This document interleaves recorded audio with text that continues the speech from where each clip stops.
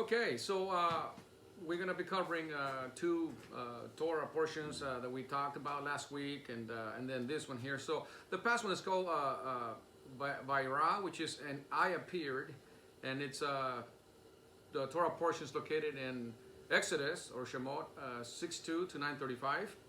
And it's a very interesting. They're all interesting. We just get excited because this is like this is the one. They're all the ones, right? So on this part, the Father has called Moses to, after 40 years spending in Egypt and 40 years in Midian with his wife and family, now he's ready to return back to Egypt. And as you know, we need to be looking for Messiah and Moses and the prophets and everybody like Abraham, Isaac, and Jacob. So I just want to say something, and from my part that from this Torah portion that please consider looking at the 10 plagues that happened to throughout this portion. And I think we cover 7 on this from 6 to 9:35. We cover 6 or 7 of these plagues that the Father punished the Egyptians, and it's very interesting. Because in the book of Exodus, I believe 16:20 or 6:26, and don't quote me on that, we can find it. But it says that if you diligently keep my commandments and do everything I tell you, right? I'm paraphrasing. He says that I will not bring the diseases or the plagues that are brought into the Egyptians. When I was in church, I read that and it hit me. Well, what diseases? We're no longer in Egypt. What is the Father talking about? Does he know what he's saying? I'm sure he did. I just didn't get it. But what is he talking about? Those plagues? I think it's very clear. The book of Revelation brings us plagues again, and boy, it's gonna be really ugly, really bad. And this is judgment and part of his what do you call his Wrath. wrath? Thank you. The wrath of Elohim, and we're not assigned to that, but we are going to be tested to see if we truly love Him. Right. Just like it happened to the Israelites, the Hebrews back in Egypt.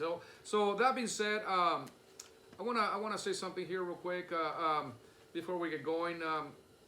When Abba or Elohim talked to Abraham and talked about a covenant, I just want to say there's 2 aspects to the covenant. Okay, one of them, whenever he talked about the offspring, he always referred to his set apart name, Yahweh, Yahuwah, or many people call it Yahovah, but we know who we're talking about. And when he was referring to the land, he will use the word El Shaddai. Okay, so again, he used his set apart name when he was talking to the land. Why? Because he's going to put his name in the land. But he was referring to the offspring, the children of Israel. He would refer to himself as El Shaddai or Elohim. And why is that important? Well, it's really important because it is written and it's there, and it's for us to understand why. Why all these things, okay? So another thing I like to share, if you start looking through the punishment, it starts with the plagues. It starts with the blood on the river, right? The water turning to blood. And then the other ones. Let me concentrate. I'm sorry. Let me concentrate on the river, the Nile. Okay, turning to blood. Please also consider that every time he's talking about or he's bringing a punishment, is against the God or the gods of Egypt.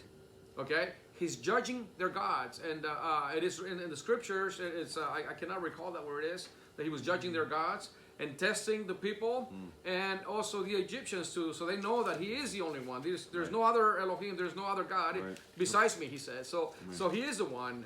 Even at the end, the servants of Pharaoh said, hey, this Elohim of the Hebrews is more powerful than when we are. Yes, so go through each of the plagues. We don't have time to go through all of them in detail, but it is amazing. Please consider that. In fact, in Jeremiah, it talks about Pharaoh's, how he thought he was the river. He was not the river, but the creator, and the river too. Yeah. He said, I am the river. He called him a snake. He called him a dragon. He called him a crocodile. Right. And he came to make judgment against him. And it's very interesting. So please consider that.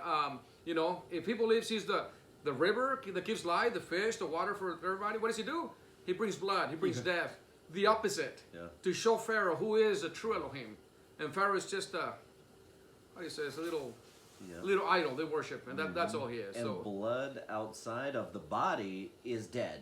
yes, You know, because once it leaves the housing unit that it is to thrive and and grow it, once it's out, it's now dying. yes, correct. I mean, So here it's not just it's dying, but it's also killing all the fish, all the live, the plants, whatever they extract from the Nile, right, right. to use in their daily Right. things. And among other gods, Khnum, Sati, Hapish, Osiris, Hathor, Nes, Sobek, and Apepi, and including again Pharaoh. Okay. Those were all for the river. Each of the 10 plagues. No, There that was just for the river. wow. Just for the river, according to the notes. I did a little research, and that's what came up. Now the frogs. By the way, in Revelation also talks about the same thing. Yeah. There will be a third of the rivers turning to blood. Not only the rivers. What else? The springs, the ponds, the ponds. and water will be. Yes. All your jars, your clay jars, will have. Are you blood. saying just like it happened in Egypt? Yeah, just like it happened. Pretty much. Yeah. Pretty much. Yes. And then we have the frogs, and we have that in Revelation that it says that the three spirits are like frogs. But please don't believe me. Look at it. Study Revelation. Look it up, and you're gonna find out. Like, you know what? These guys are talking about an Elohim, who is the same yesterday, today, and forever. He didn't came and change anything. Okay? He only revealed his name to us through our Messiah, and we love him for that. And that's all I got on this round, brothers. If you guys